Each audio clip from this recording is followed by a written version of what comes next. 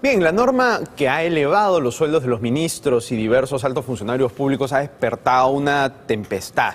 Se dice que se interpelaría al primer ministro y al ministro de Economía por esta norma y, en fin, es algo que está dando mucho que comentar y por eso hemos invitado a Juan Carlos Cortés, presidente ejecutivo de Servir, para conversar sobre cuáles son sus alcances y sus justificaciones. Hola, Juan Carlos, ¿cómo estás? Buenas noches. Gracias por venir. A ti.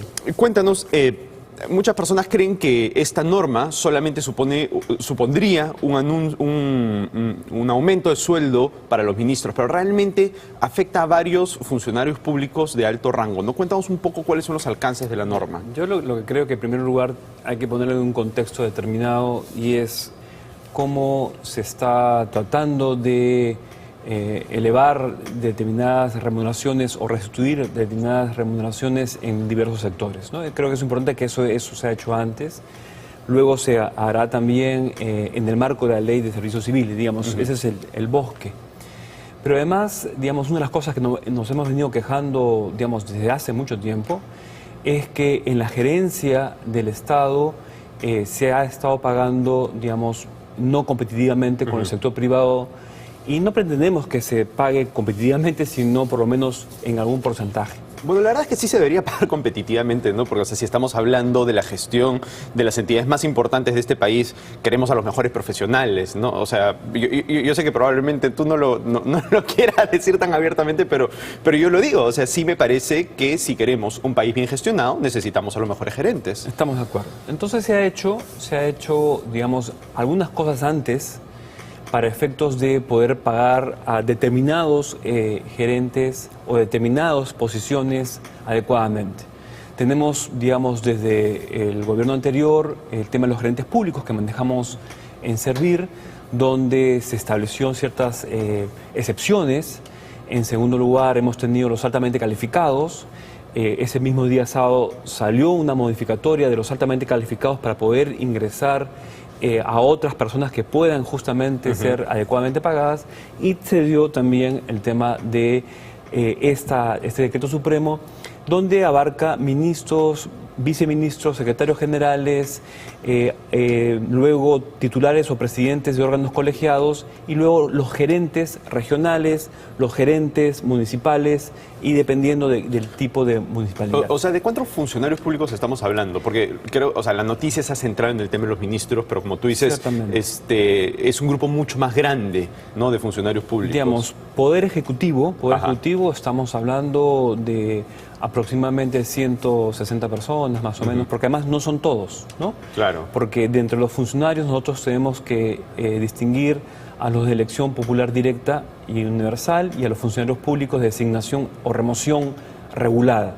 Ellos no están en la norma, sino únicamente los de libre designación y remoción. Ahora, y en el otro caso estamos hablando de gerentes municipales, por lo tanto estamos hablando de 1.800. Ya, claro, es un montón de personas. Pero justamente es lo que necesitamos buenos gerentes y obviamente una estructura ordenada, porque lo que está pasando ahorita en el Estado es que todo el mundo está en el tope. Claro. O sea, todos están ganando menos de 15.600, pero 15.550, 15.400. Claro. O sea, que tampoco es un sueldo atractivo para, a ver, digamos, un profesional ya con bastante experiencia, en fin, ¿no? O sea, un profesional que podría ganar el triple quizá en el sector privado. Me pongo a pensar en el trabajo de los secretarios generales, por ejemplo, ¿no?, que tienen una responsabilidad en el manejo económico de los ministerios, de las entidades, y tienen trabajo realmente fuerte y, digamos, realmente son gente muy dedicada.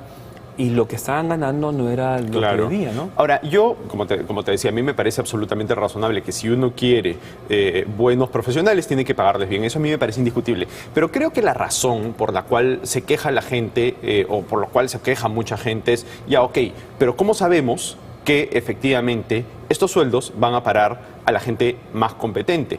Te pongo el caso de los ministros. Hay ministros, en este gobierno hay ministros buenísimos que podrían ganar incluso mucho más que lo que se les ha aumentado, pero hay algunos ministros que, si uno los mide solamente por la ejecución presupuestal, habría que mandarlos a su casa, ¿no? Entonces, ¿cómo así la gente puede estar segura de que estos aumentos efectivamente van a llegar a quien se lo merece? Yo creo que en términos generales para todos los servidores públicos, ¿no?, porque eso es un poco la regla generalizada, o debe ser generalizada, tiene que haber mecanismos de evaluación. el que tú has mencionado es uno de ellos, pero hay muchos más. Y en esto deberíamos de repente incidir algo que se viene trabajando y que varios ministros lo hacen, que es rendición de cuentas. Entonces hay que rendir cuentas a la ciudadanía de las cosas que se van haciendo o por qué no se han hecho o cuáles son los problemas que hay. Pero ¿cuáles son estos mecanismos de evaluación? Porque la gente realmente no sé, o no los conoce o piensa que no hay o que no se aplican. ¿Cuáles son estos mecanismos por ejemplo, de evaluación? No se toman mucho en cuenta las memorias que se hacen y digamos, hay en determinados temas específicos, digamos, también se hacen memorias o rendición de cuentas de lo que se ha hecho o no se ha hecho en determinados temas, ¿no? Pero, Entonces, ¿por qué, por ejemplo, las remuneraciones entonces no se sujetan a resultados? Se está aplicando cada vez más el presupuesto por resultados. ¿Por qué no se dice algo así como que, bueno, los ministros o los funcionarios, digamos, más altos del gobierno van a ganar este fijo y van a ganar además un bono en función a los resultados? Por decirte, el ministro de Economía en función a no sé cuánto sube el PBI, el ministro de Desarrollo y su gente en función a cuántos niños más llega a Caliwarma, no sé, porque no se hace ese tipo de cosas, la gente lo vería mucho mejor además. Lo que nosotros hemos estudiado para efectos de la ley, digamos, una de las posibilidades que existía era establecer remuneraciones para todos los servidores públicos, remuneraciones vinculadas a objetivos. La recomendación que nos hicieron todos los consultores de diferentes países que vinieron por acá y lo que hemos leído es que no hagamos eso. ¿Por qué? Porque eso te lleva a una distorsión. Digamos, y lo que ha sucedido en otros países es que generalmente todos cumplen al 100%. Lo que haces es bajar las metas para efectos de poder cumplir. Claro, pero es que, o sea, la persona a la cual evalúas no es la que debería poner sus propias metas, no debería ser otra persona. Ciertamente, pero digamos... Y si es así, sí funcionaría. Es Fíjate lo que pasó, yo recuerdo hace muchos años, con las ciertas empresas del Estado, estamos hablando de hace más de 10 años, ¿no? En la cual se establecían ciertas metas para otorgar un bono que se otorgaba a todos los trabajadores si se cumplían las metas. Y yo recuerdo, digamos, que por ejemplo, una empresa eléctrica habían colocado, digamos, y así sucedía con varias, habían colocado como la meta colocar, no sé, 100 medidores cuando ellos anualmente colocaban 12.000 medidores. Claro, pero es que ahí el problema está en cómo se colocó la meta, porque es, por ejemplo, no sé, si hablamos, no sé, pues de los gerentes municipales, ¿no? Una meta debería ser pues que no sé, que no hayan huecos en las calles, por decir algo, o se puede hacer una medición de cómo ha venido el recojo de basura, ¿no? Que aumente una determinada proporción la efectividad en función del año pasado. O sea, si se fija bien la meta, sí debería funcionar el sistema, ¿no? O sea, el sistema no es que no funcione porque se dé un bono, el sistema no funciona porque se fija mal la meta. Mira, yo lo que creo es que ciertos funcionarios altos, y en ellos me incluyo yo mismo, si no cumplimos nuestras metas, tenemos que irnos. Digamos, no es que me toque un bono, sino si yo no cumplo las metas que me he propuesto en servir, digamos, lo que yo tendría que hacerme es... No podría estar más de acuerdo contigo, pero el tema es que nosotros vemos, por ejemplo, la ejecución presupuestal de los ministerios y bajo ese criterio que tú dices, se deberían ir por lo menos la mitad de los ministros, ¿no? Porque algo que deberían hacer los ministros es ejecutar su presupuesto, pero uno ve presupuestos como, por ejemplo, el del Interior y dice, oye, ¿qué pasa acá? ¿En qué estamos usando la plata? Pero es que yo creo que debemos ser, digamos, mucho más profundos en el tema de los análisis de los presupuestos, ¿no? Porque, digamos, podríamos colocar todo en determinadas entidades y hemos tenido 100% de ejecución, como se ha hecho en algunas oportunidades. Y creo que a veces es difícil gastar, o hay impedimentos para poder gastar, digamos, o hay los tiempos en la administración pública a veces son tan complicados. Digamos, a nosotros nos ha pasado que en algún momento no teníamos presupuesto y al final de año, en noviembre, nos pasan el presupuesto, obviamente tuve que devolver, porque a veces las cosas son bastante complicadas. Yo creo que en cada caso, por eso el tema de la rendición de cuentas es un tema importante, porque no es únicamente decir este número responde a todo, sino es, digamos, qué es lo que ha pasado, una cosa mucho más profunda y sobre todo, más que el número económico, es si es que has logrado la meta con respecto a los ciudadanos, ¿no? Ok, perfecto. Bien, vamos a ir a una pausa y regresamos a seguir conversando con Juan Carlos Cortés, presidente de Servir. Bien, estamos de vuelta con Juan Carlos Cortés, presidente ejecutivo de Servir, para seguir conversando sobre los aumentos a los sueldos de los funcionarios públicos. Juan Carlos, ¿y no te parece que hubiera sido más adecuado hacer un aumento progresivo? Porque me da la impresión que muchos otros funcionarios públicos que no se ven beneficiados con este aumento pueden decir, como por ejemplo, no sé, jueces o maestros o yo qué sé, ¿por qué cuando a mí me prometen el aumento es un aumento escalonado por etapas? ¿Y por qué a los altos funcionarios públicos se les da el aumento de golpe? Bueno, son temas también presupuestales, ¿no? Yo creo que hay varios criterios, ¿no? Uno es un tema presupuestal. Tú tienes que, en este caso, digamos, son, mejor en el 200 personas en el Poder Ejecutivo. Cuando tú hablas un aumento de maestros, estás hablando de 300.000, ¿no? Entonces, es mucho más complicado presupuestalmente trabajarlo. La segunda cosa es que las diferentes mecanismos que se han tomado para que el Ministerio de Economía haga, digamos, ese listado es un tema de jerarquía, un tema que pasa afuera, en segundo lugar, qué es lo que pasó en el Perú, digamos, en los últimos 10 años. Digamos, no habían aumentado los sueldos, ¿no? Digamos, había habido un recorte, ¿no? En la época de inicios del presidente García hubo un recorte, digamos, una decisión política, digamos, que no voy a entrar a discutir porque, digamos, se hizo. Lo importante es qué hacemos hacia el futuro, cuál es la mirada. Y la idea es, el principio, o dos principios fundamentales, es una, el sinceramiento de la remuneración, obviamente para poder ser mucho más competitivos y poder también traer mejor gente en los niveles que estamos hablando. Y en segundo lugar, la posibilidad de que esta sea remuneración exacta, digamos, todo es remuneración.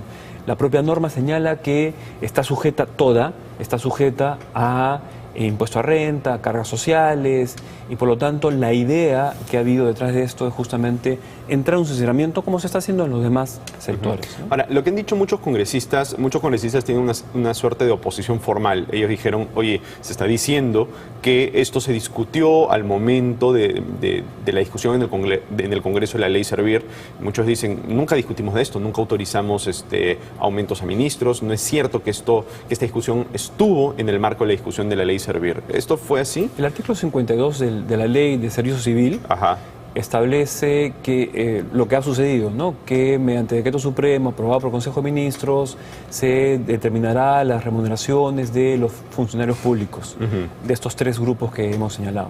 Se ha hecho únicamente en este momento de uno de ellos. Entonces, pero, digamos, había una delegación por parte de la ley al Ejecutivo, en este caso a un decreto supremo aprobado por el Consejo de Ministros. Entonces, ¿qué pasa? ¿Nuestros congresistas no se dan cuenta de lo que discuten en el Congreso? De repente lo que han querido decir es que no estaba, digamos, el monto exacto, de repente no estaban las personas, aunque, digamos, en la propia ley hay un artículo donde establece quiénes son funcionarios públicos de elección y quiénes son los funcionarios públicos. Y es cierto que ahí mencionan a los ministros, eso es cierto. Sí, ciertamente, están todos, porque además es una lista taxativa la que se ha establecido. Ahora, el ministro Castilla ha anunciado que ya sale el reglamento de la Ley Servir, que de hecho ustedes los tenían que terminar en enero. ¿Cómo va eso? Estamos trabajando muy fuerte los tres reglamentos, ¿no? Un reglamento tiene que ver, que es el más largo, son más o menos 300 artículos. Estamos en este momento en un tema de depuración para tener un borrador final en el cual se establecen varias cosas importantísimas, ¿no? Todo lo que tenga que ver con capacitación, la evaluación por desempeño, cómo se establecen garantías, los propios derechos y algunas cosas más que estamos viendo para que esto funcione.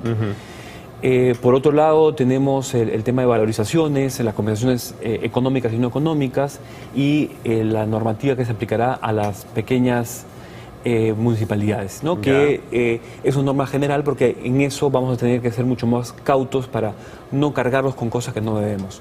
Pero adicionalmente a eso, digamos que también es muy importante, hemos estado trabajando con varias organizaciones, con varias entidades públicas para que ya se preparen para el paso a la ley. Entonces estamos sacando lineamientos, de hecho, ¿no? Sacamos lineamientos en el mes de agosto del año pasado, septiembre del año pasado, y ya varias entidades han estado trabajando esto, porque es un trabajo arduo que tienen que tener las entidades. Entonces estamos con más de 30 entidades, entre ministerios, algunos OPs y algunos gobiernos regionales que están ya trabajando el tema para justamente cuando salgan los reglamentos, poder pasar.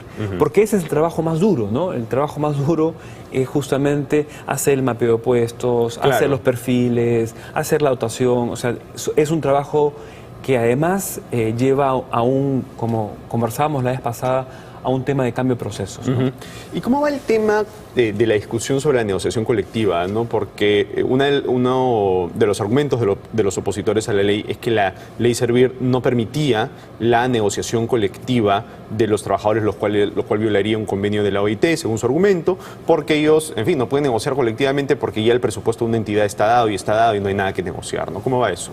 Digamos, esto está en discusión en el Tribunal Constitucional. Hace unas pocas semanas ha habido el informe oral sobre el proyecto, sobre la demanda que había presentado un grupo de congresistas. Adicionalmente, hay otra demanda que han interpuesto los propios trabajadores.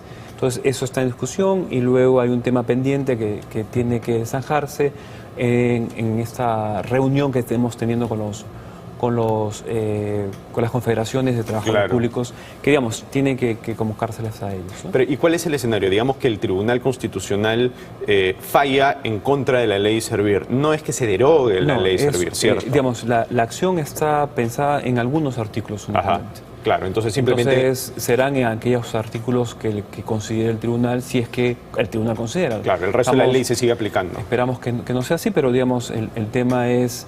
Y obviamente tenemos que ser respetuosos del tribunal, digamos. De acuerdo. Esa es parte de nuestra democracia, ¿no? De acuerdo. Otro de los temas que se ha discutido mucho, y de hecho la ley Servir tiene una disposición al respecto, es el tema de la protección de los trabajadores públicos de demandas, en fin, porque, bueno, existe una cultura pues de demandar al funcionario público para presionarlo en este país, ¿no?